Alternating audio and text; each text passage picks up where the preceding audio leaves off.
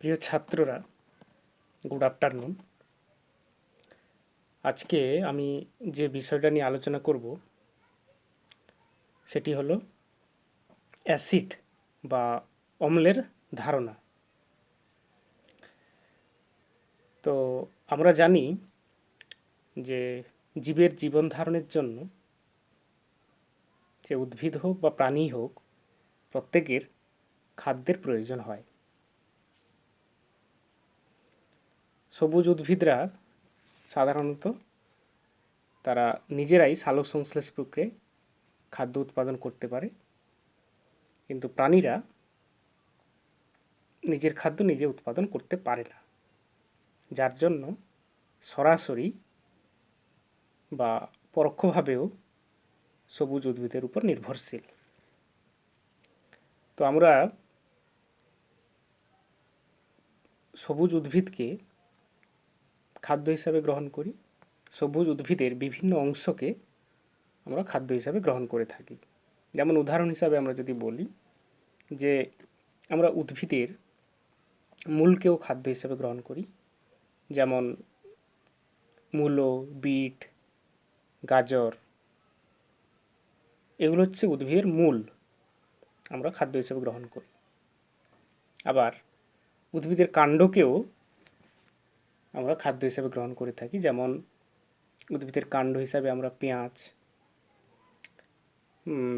ওল, এগুলো হচ্ছে উদ্ভিদের এক একটা কাণ্ড। যদিও এগুলো মাটির নিচে হয়, তবুও এগুলো কিন্তু কাণ্ড, এগুলোকে আমরা খাদ্য হিসেবে গ্রহণ করে থাকি। তাছাড়া উদ্ভিদের থেকে পাওয়া ফল, বিভিন্ন ফল যেমন আম, কাঁঠাল, জাম, আরও বিভিন্ন ফল আছে, কমলা লেবু, সপেতা, তো এগুলোও আমরা গ্রহণ করে থাকি। এগুলো হচ্ছে উদ্ভিদের ফল। আবার উদ্ভিদের পাতাকেও আমরা খাদ্য হিসাবে গ্রহণ করি। উদ্ভিদের পাতা বলতে আমরা যেমন শাক আমরা খাই, সেগুলো হচ্ছে আসলে উদ্ভিদের পাতা। আবার উদ্ভিদের বীজ, সেগুলো আমরা খাদ্য হিসেবে গ্রহণ করি, যেমন ধান, গম, ভুট্টা, এইসব অনেক কিছু আছে, আমরা এগুলো উদ্ভিদের বিভিন্ন অংশকে খাদ্য হিসেবে গ্রহণ করে থাকি। তো এখন আসি, আমরা যে বিভিন্ন ধরনের যে ফলকে খাদ্য হিসেবে গ্রহণ করি, সেই ফলগুলোর কেমন স্বাদ হয় সেগুলো নিয়ে একটু আলোচনা করে নিই। তোমরা বিভিন্ন ধরনের ফল খেয়েছো, তো বিভিন্ন ফলের স্বাদ বিভিন্ন হয়, কোনোটার স্বাদ একই রকম হয় না। প্রত্যেকটি ফলের স্বাদ কখনো একই রকম হয় না, আলাদা আলাদা ফলের স্বাদ আলাদা আলাদা হয়। যেমন যদি আমরা কয়েকটি উদাহরণ দিয়ে বলি, যেমন যদি বলা হয় যে পাকা আম, পাকা আম কেমন টেস্ট, মিষ্টি লাগে। আর কাঁচা আম কেমন লাগে, কাঁচা আম দেখবে টক লাগে। পাতিলেবু, পাতিলেবু কেমন লাগে, পাতিলেবুর রস টক। আবার তোমরা আনারসও খেয়েছো, আনারস, আনারস কেমন লাগে, দেখবে টক আর মিষ্টি মিশে, মানে এক কথায় আমরা টক মিষ্টি বলতে পারি। তেঁতুল, তেঁতুল জলটা কেমন লাগে, ফুচকার যে তেঁতুল জল দেয়, ওই তেঁতুলের স্বাদটা কেমন হয়, টক। পাকা পেঁপে কেমন খেতে লাগে, মিষ্টি লাগে। তাহলে আমরা কি দেখলাম, যে বিভিন্ন ধরনের ফলগুলো স্বাদ সম্পর্কে আলোচনা করতে গিয়ে দেখলাম এখানে আরও অনেক ফল আছে, সেগুলো আমরা বলিনি। তো বিভিন্ন এই যে কয়েকটি ফলের কথা আমি বললাম, সেই ফলগুলোর স্বাদ নিয়ে আলোচনা করতে গিয়ে আমরা দেখলাম যে প্রত্যেকটি ফলের স্বাদ কিন্তু মিষ্টি নয়। কিছু কিছু ফল আছে মিষ্টি, কিছু কিছু ফল আছে অল্প মিষ্টি, আবার কিছু কিছু ফল আছে অল্প টক, আবার কিছু কিছু ফল আছে ভালোই টক। আবার কিছু কিছু ফল আছে টক মিষ্টি মিশে আরও ইত্যাদি অনেক রকম স্বাদ হয়। শুধু টক মিষ্টি নয়, অনেক সময় অনেক কিছু ফল আছে সেগুলো তেতো লাগে, আবার কিছু ঝাল ঝাল লাগে, ইত্যাদি ইত্যাদি। তো আমাদের এখানে প্রশ্ন হচ্ছে যে এই যে মিষ্টি ফল ছাড়া কিছু কিছু ফলের যে স্বাদটা টক হচ্ছে, সেই টক হওয়ার কারণ কি? ফলগুলির স্বাদ টক হওয়ার কারণ কি কিছু কিছু ফলের? তাহলে এই ফলগুলিতে কি এমন কিছু পদার্থ আছে যার জন্য এই ফলগুলির স্বাদ টক লাগছে? এটা আমাদের প্রশ্ন হতে পারে, তাই না? যে এই টক লাগা ফলগুলোতে তাহলে এমন কিছু একটা পদার্থ আছে যার জন্য ফলগুলি টক লাগছে। তো আমরা আরও কিছু উদাহরণ ভাবতে পারি।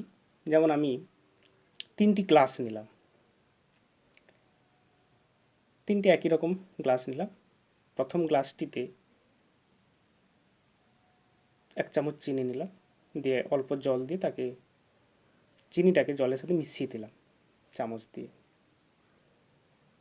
আচ্ছা, আরেকটি গ্লাসে 1 চামচ খাওয়ার লবণ নিলাম, সেখানেও একটু অল্প জল মিশিয়ে চামচ দিয়ে সেটাকে খাবার লবণটাকে মিশিয়ে দিলাম জলের সাথে। একইভাবে আরেকটি গ্লাসে আমরা ভিনিগার নিলাম, সেখানে অল্প জল দিয়ে ভিনিগারটাকেও মিশিয়ে নিলাম। এবার এই যে 3টি গ্লাস পৃথক পৃথক গ্লাসে যে দ্রবণগুলো আছে সেগুলোকে পৃথক পৃথকভাবে আমি টেস্ট নিলাম, মানে একটু একটু করে মুখে নিয়ে দেখলাম। প্রথমে চিনির দ্রবণটাকে মুখে নিলাম, বেশ সেটা কেমন লাগবে, মিষ্টি লাগবে না শরবত। তারপর নুনের দ্রবণটাকে মুখে নিলাম, কি দেখা যাবে, একটু নোনতা লাগছে। তারপর ভিনিগারের দ্রবণটাকেও মুখে নিলাম, দেখব হালকা টক টক লাগছে। তাহলে আমরা কি দেখলাম এখান থেকে, যে আমি একটু আগে বলেছিলাম যে কিছু কিছু ফলকে নিয়ে আলোচনা করেছিলাম। এখন আমি কিছু কিছু পদার্থের দ্রবণকে নিয়ে আলোচনা করলাম। তার মানে আমরা কি দেখলাম, যে শুধু ফলের মধ্যে, মানে শুধু ফলই যে টক হতে পারে তা নয়, ফল ছাড়াও সব ফল টক নয়, মানে যে যে ফলগুলো টক সেই টক ফলগুলোর মধ্যেই যে টক আছে তা নয়। কিছু কিছু আমরা কিছু কিছু জিনিসের মধ্যেও এই টক জিনিসটা আছে, টক স্বাদটা আমরা লক্ষ্য করতে পারছি। যেগুলো একটু আগে আমি উদাহরণ দিলাম, ভিনিগারের দ্রবণ টক লাগে। ভিনিগারের দ্রবণ ছাড়াও যদি আমরা বলি যে দইটাও হালকা টক লাগে। মানে যেটাকে আমরা বলি টকে যাওয়া দুধ বা দই যাকে বলা হচ্ছে, সেটাও কিন্তু টক লাগে। তাহলে কি বুঝলাম, যে এই যে টক স্বাদযুক্ত জিনিসগুলো যেগুলো আমরা পেলাম বা দেখলাম, সেইগুলোর মধ্যে এমন একটি স্পেশাল জিনিস আছে, যে স্পেশাল জিনিসটার জন্য এই বস্তুটির স্বাদ টক হচ্ছে। সেই স্পেশাল জিনিসটাকেই আমরা অ্যাসিড বলে থাকি, যার জন্য এই বস্তুগুলোর স্বাদ টক হয়। তার মানে আমরা এক কথায় মনে রাখতে পারি যে যে সমস্ত বস্তুর, মানে খাদ্যবস্তু স্বাদ টক, সে অল্প হতে পারে বা বেশি হতে পারে টক, সেই সমস্ত বস্তুর মধ্যে একটি স্পেশাল একটি রাসায়নিক দ্রব্য আছে, সেই রাসায়নিক দ্রব্যটিকে আমরা অ্যাসিড বলতে পারি। এই যে অ্যাসিড কথাটা এসেছে একটি ল্যাটিন শব্দ অ্যাসিডাস থেকে, যার অর্থ হলো টক বা অম্ল। মনে থাকবে, ঠিক আছে? তাহলে অ্যাসিড কথাটা এসছে অ্যাসিডাস মানে একটি ল্যাটিন শব্দ থেকে। তাহলে এখন আসছি আমরা কয়েকটি ফলের মধ্যেই কি কি অ্যাসিড আছে সেগুলো নিয়ে একটু আলোচনা করি কয়েকটি নমুনা নিয়ে। নমুনা বলতে এখানে ফলের কথা বলছি, কয়েকটি ফলের মধ্যে কি কি অ্যাসিড থাকতে পারে থাকে সেগুলো নিয়ে আলোচনা করব। এখানে যে অ্যাসিডগুলো নিয়ে আলোচনা করব সেগুলো আসলে প্রত্যেকটাই কি না, এখানে প্রত্যেকটাই জৈব অ্যাসিড। এখানে আমি যে ফলগুলো নিয়ে আলোচনা করব সেগুলো কি হচ্ছে না, প্রত্যেকটি জৈব অ্যাসিড। কারণ আমি কি বলেছিলাম, জীবের মধ্যে আছে যে অ্যাসিড তাকে জৈব অ্যাসিড বলবো। তো প্রথমে বলি যে আপেলের মধ্যেও অ্যাসিড আছে, সেই অ্যাসিডের নাম হচ্ছে ম্যালিক অ্যাসিড। আচ্ছা, এরপর আসছি পাতিলেবু খেলে দেখবে টক টক লাগে। এই পাতিলেবুর মধ্যে আছে সাইট্রিক অ্যাসিড এবং অ্যাসকর্বিক অ্যাসিড। আচ্ছা, এরপর আসছি কমলা লেবুর মধ্যেও সাইট্রিক অ্যাসিড এবং অ্যাসকর্বিক অ্যাসিড আছে।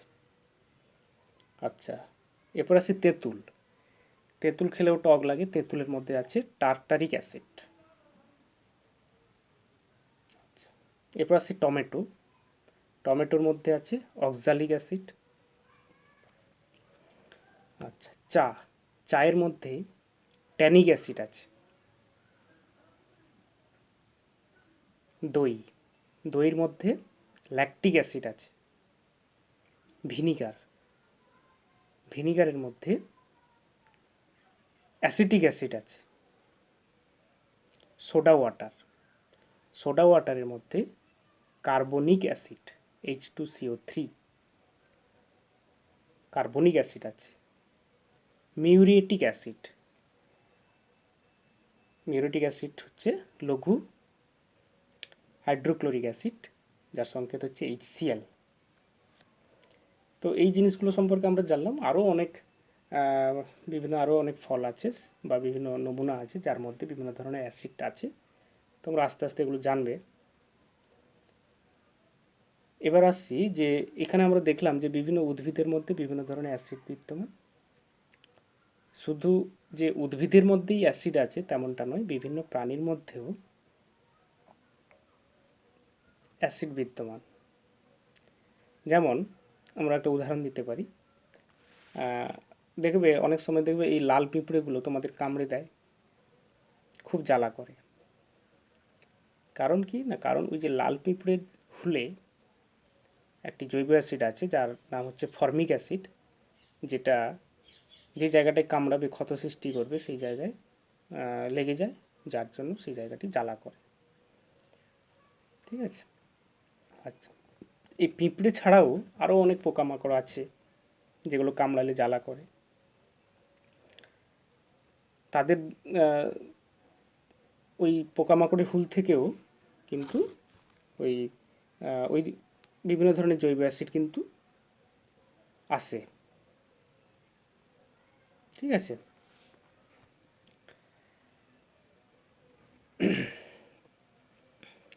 বুঝতে পারলে তো?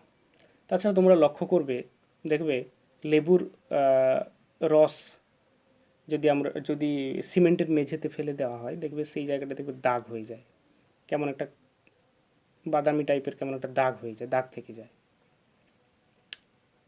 আবার দেখবে একটা পিঁপড়ে যদি কোনো কারণে মরে যায়, সেটি যদি মেঝের উপর পড়ে থাকে, পিঁপড়ের এই দেহ থেকে রস ওই মেঝেতে যদি লাগে, দেখবে সেই জায়গাটাও দাগ হয়ে যাচ্ছে। কারণ কি? কারণ লেবুর রস থেকে যেমন অ্যাসিড নির্গত হয়ে মেঝেতে দাগ সৃষ্টি করেছে, তেমন পিঁপড়ের শরীর থেকেও যে নির্গত রস এসছিল তার মধ্যেও কিছু অ্যাসিড আছে যেটা মেঝেতেও দাগ সৃষ্টি করতে পেরেছে। তার মানে প্রাণীর দেহেও অ্যাসিড আছে, এটা বুঝতে পারলাম এই পরীক্ষাটির সাহায্যে। আবার অনেক সময় দেখবে বিভিন্ন আমাদের জামাতে দাগ লেগে যায়, বিভিন্ন ধরনের দাগ লেগে যায়। সেই দাগগুলোকে তোলার জন্য কাচার সময় দেখবে লেবুর রস ব্যবহার করা হয়। সেই দাগগুলোকে তুলতে লেবুর রস ব্যবহার করা হয়। ঠিক আছে। কারণ এই লেবু রসের মধ্যে একটা অ্যাসিড জাতীয় একটি অ্যাসিড আছে, যেটা বললাম লেবু রসে সাইট্রিক অ্যাসিড আছে। এবং ওই যে দাগটা থাকে সেটা এক ধরনের ক্ষার জাতীয় একটা পদার্থ থাকে, অ্যাসিড আর ক্ষারের বিক্রিয়ায় সেটা প্রশমিত হয়ে ওই দাগটা উঠে যায়। যাই হোক, সেগুলো আমরা আরও পরে আলোচনা করব এইসব ব্যাপারগুলো। তাছাড়া আমরা আরও আলোচনা করতে পারি যে অ্যাসিডকে আমরা দৈনন্দিন জীবনে অনেক কাজে ব্যবহার করতে পারি।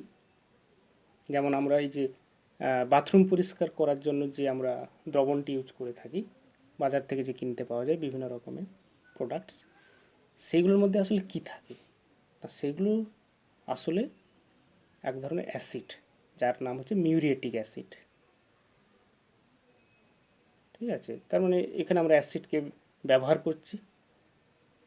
আচ্ছা, তাছাড়া আমরা এই যে খাওয়ার জন্য যে চাটনি বা আচার ব্যবহার করি, সেই চাটনি বা আচারের মধ্যে কি থাকে? ভিনিগার থাকে। ভিনিগার,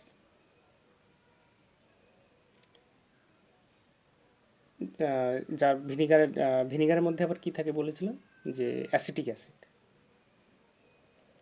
ঠিক আছে, তাছাড়া আমরা এই যে ব্যাটারি শিল্পে আমরা এক ধরনের অ্যাসিড ব্যবহার করি, যার নাম হচ্ছে সালফিউরিক অ্যাসিড, H2SO4।